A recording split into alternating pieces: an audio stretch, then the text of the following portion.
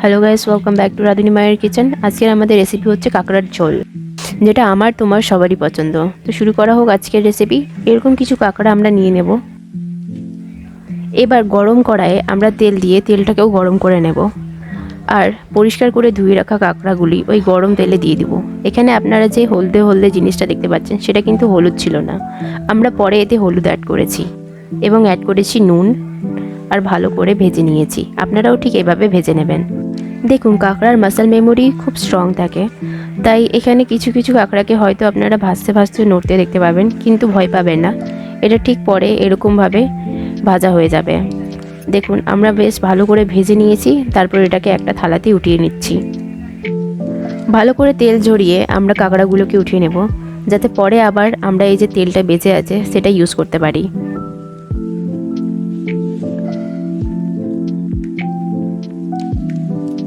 আপনারা দেখতে পাচ্ছেন আমাদের কাঁকড়া খুব সুন্দর করে ভাজা হয়ে গেছে।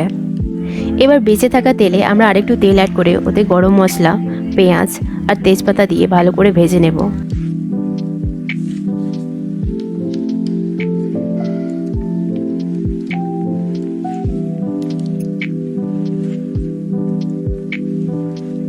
এবার ঠিকঠাকভাবে ভাজা হলে আমরা পাশে কুকারে এভাবে কেটে রাখা লাউগুলো সিদ্ধ করে নেব। আপনারা চাইলে এটা আগে থেকেই সিদ্ধ করে রাখতে পারেন। আমাদের পেঁয়াজ এখানে দেখতে পাচ্ছেন ভালো করে ভাজা হয়ে গেছে। এবার এতে আমরা মশলা অ্যাড করে দিয়েছি। এবার আমরা এতে একে একে হলুদ, নুন, ধনে গুঁড়ো, জিরে গুঁড়ো দিয়ে ভালো করে ভেজে নেব।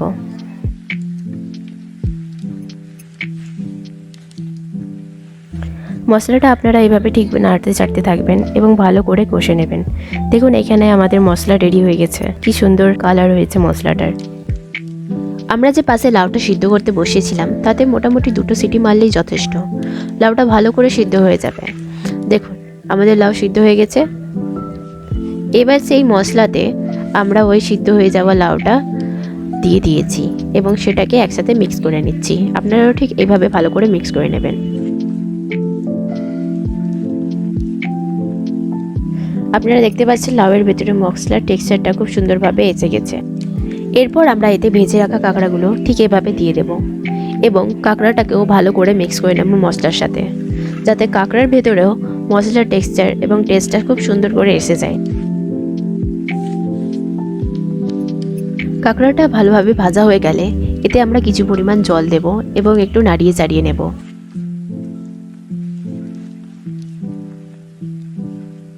এভাবে কিছুক্ষণ নাড়িয়ে চাড়িয়ে আমরা এটাকে ঢাকা দিয়ে রেখে দেব, যাতে মশলার যেই টেস্টটা আছে সেটা সব কিছুতে ভালো করে এসে যায়।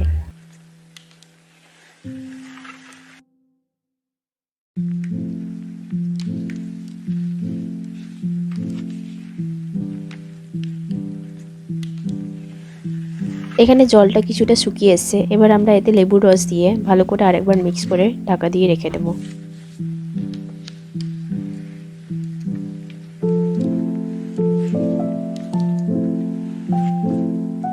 দেখুন, জলটা পুরো শুকিয়ে এসেছে এবং আমাদের কাঁকড়াটাও ভালোভাবে সিদ্ধ হয়ে গেছে। তাহলে আপনারাও বাড়িতে নিশ্চয়ই ট্রাই করুন এই কাঁকড়া রেসিপি, আর আমাদেরকে কমেন্ট করে জানান আপনাদের এই রেসিপি কেমন লাগলো। Thank you for watching.